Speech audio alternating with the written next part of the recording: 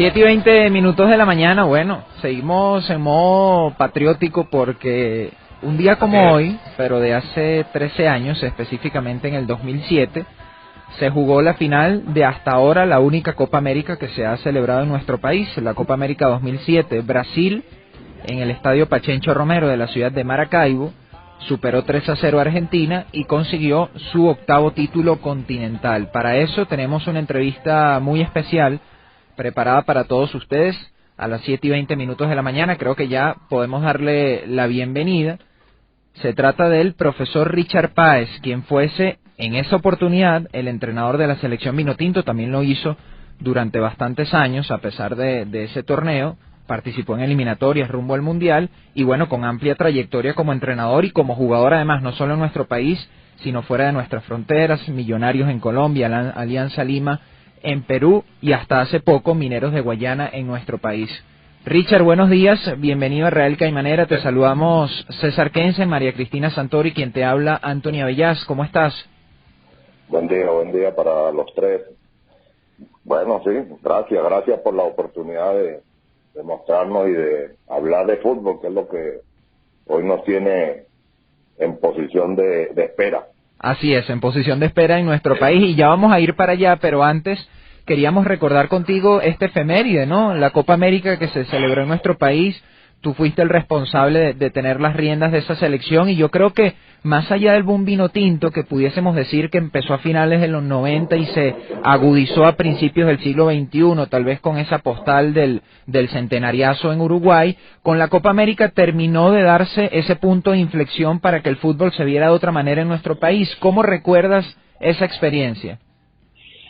Bueno, que el fútbol venezolano saltó como un proceso atípico completamente, porque comenzó con la categoría absoluta, cuando en todos los países comienza con una generación que se va desarrollando y evolucionando como una generación ganadora de las categorías sub-17, sub-19, hasta llegar al proceso mayor, que es el que interesa, que es el proceso o el que muestra por lo menos el emblema de cada país, que es la selección absoluta.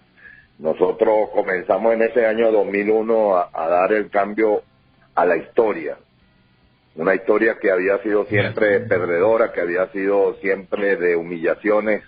A partir de ese año 2001, esa generación transformadora de jugadoras pues realmente dio el salto exponencial para comenzar a ganar partidos seguidos y ganarlo de una manera categórica y con un fútbol que evidentemente era lo que sorprendía más.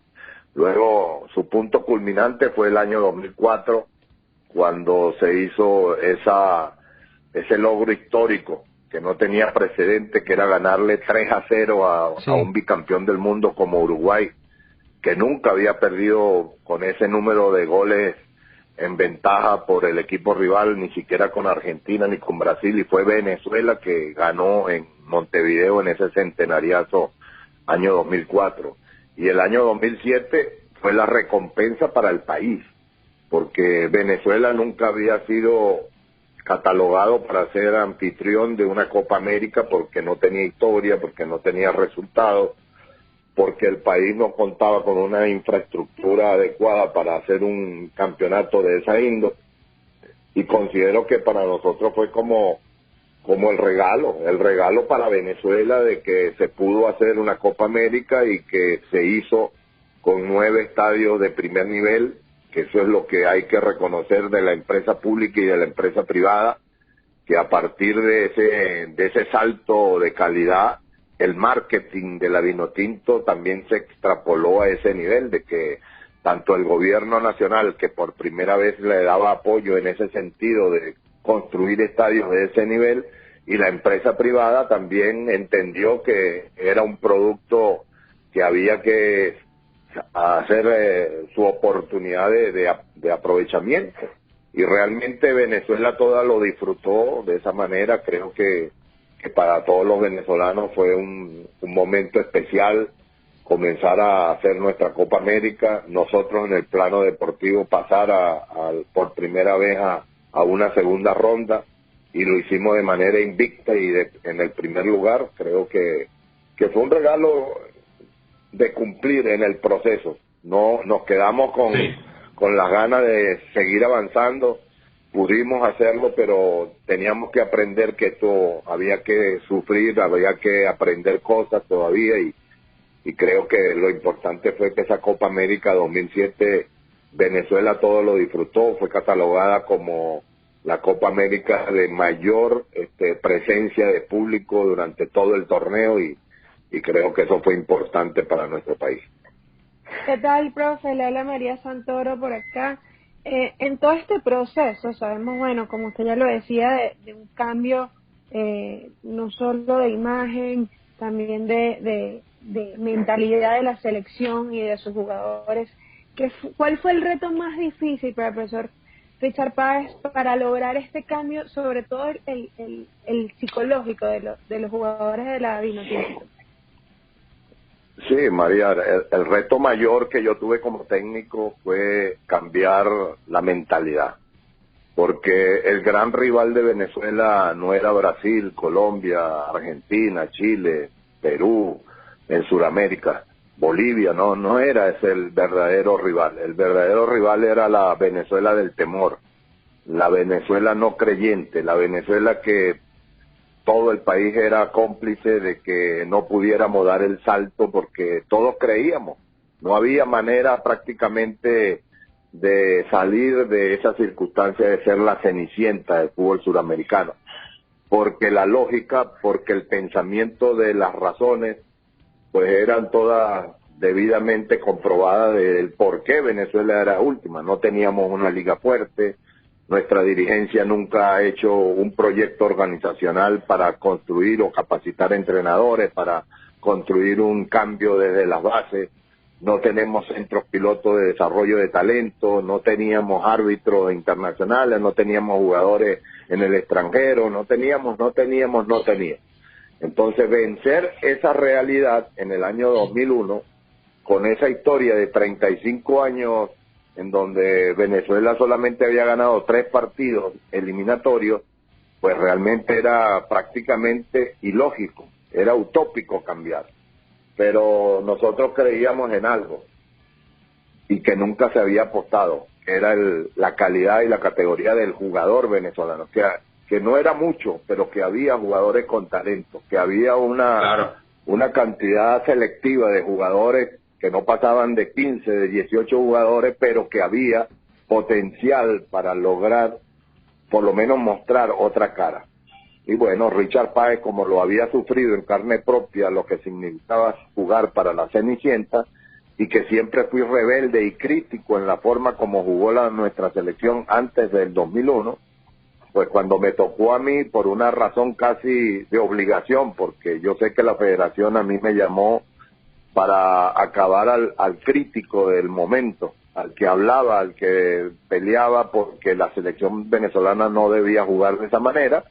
Yo aposté a lo que había creído toda la vida, al talento de mis jugadores y a partir de ahí presenté un equipo con ambición, con irreverencia, con esa actitud de creer en nosotros. Y de esa manera, en 8 meses, prácticamente nosotros ganamos 4 partidos seguidos. Ganarle a Uruguay 2-0 aquí en el Pachencho de Romero en Maracaibo, luego ir a ganar por primera vez en la historia de una eliminatoria. Venezuela ganaba un partido oficial de visitante, 2-0 a Chile, Sí. Después vinimos para acá, ganamos 3-0 a Perú y 3-1 a Paraguay. Bueno, yo creo que ahí se completó el primer gran salto de calidad demostrada por nuestros jugadores, que gracias a Dios fueron los verdaderos héroes de esta historia. Correcto.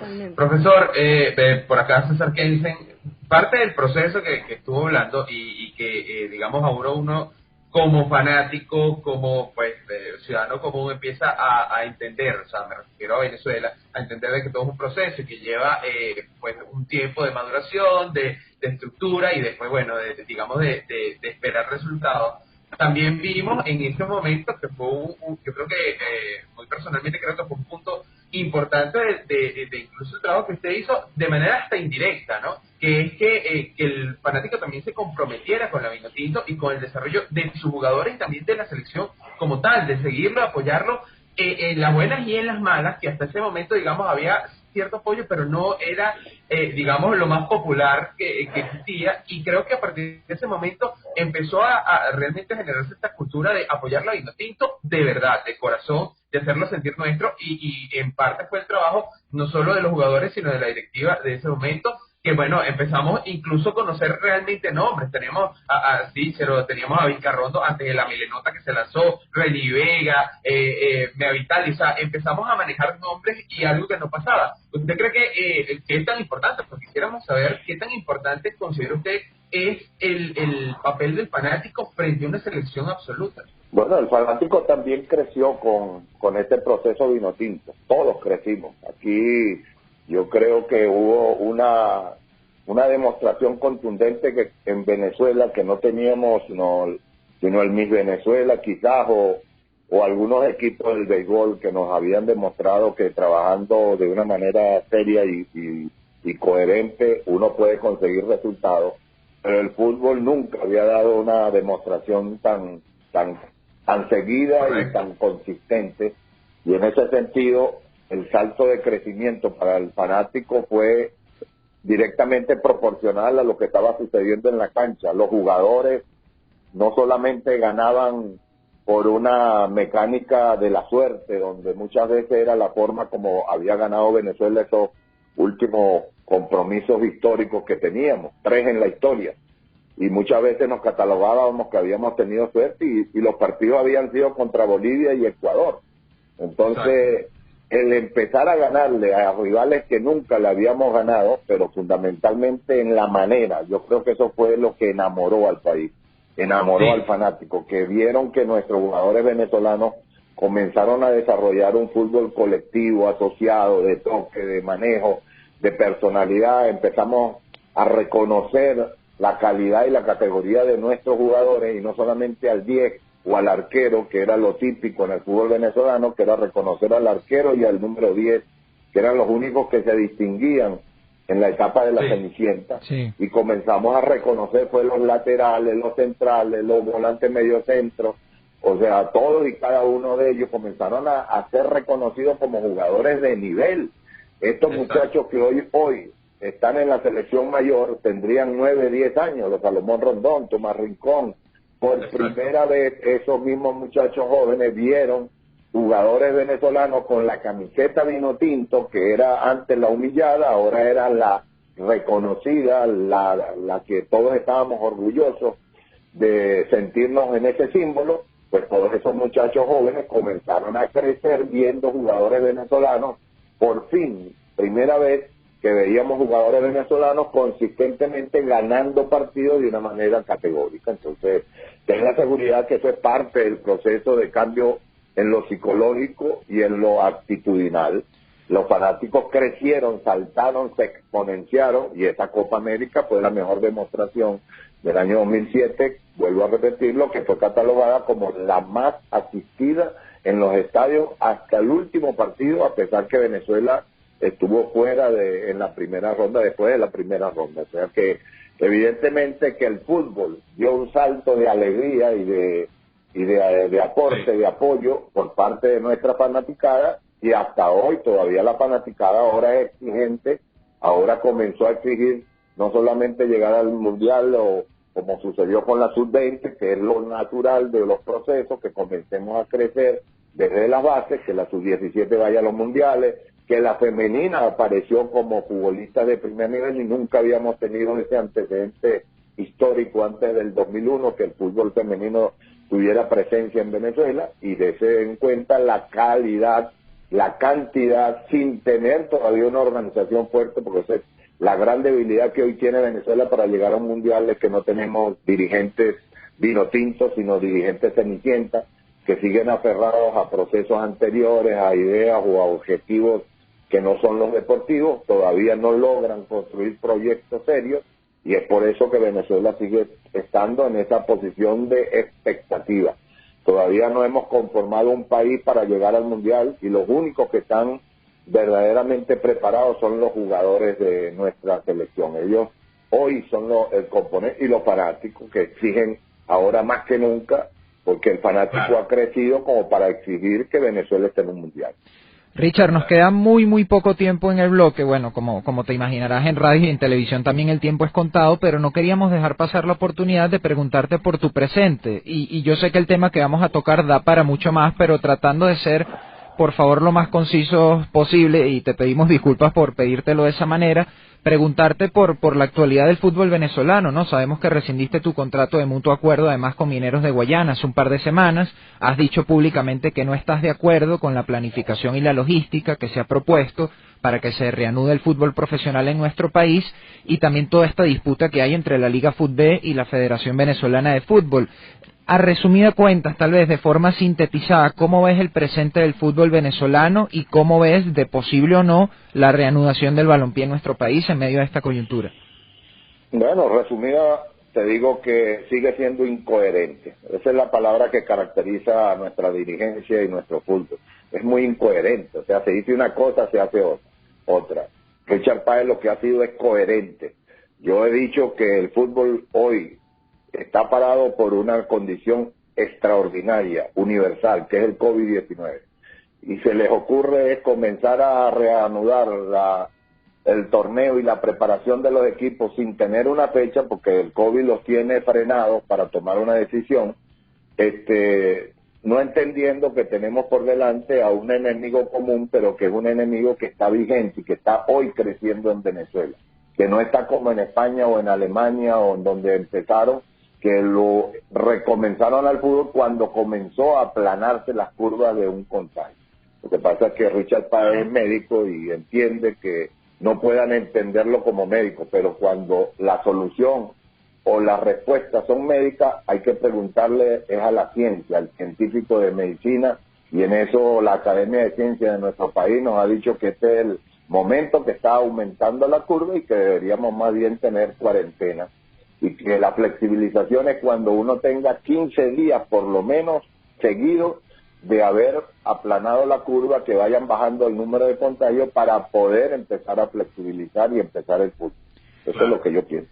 Profesor, muchísimas gracias por su tiempo. Le agradecemos también, la gran disposición a esta hora para conversar con nosotros y felicitarlo, ¿no?, por su trayectoria, sobre todo con la selección Vinotinto, porque si en algo podemos coincidir todos es que esa selección venezolana marcó un antes y un después en la historia futbolística de nuestro país, por supuesto siempre valorando y respetando también el trabajo que hicieron otros entrenadores. Muchas gracias. Gracias. Esto fue un trabajo de todos, pero que uno tuvo la presencia en ese momento de darle el salto de cambio que necesitamos. Gracias, muchachos. Bien, escuchamos a Richard Páez a 13 años de la final de la Copa América 2007 que se disputó en nuestro país.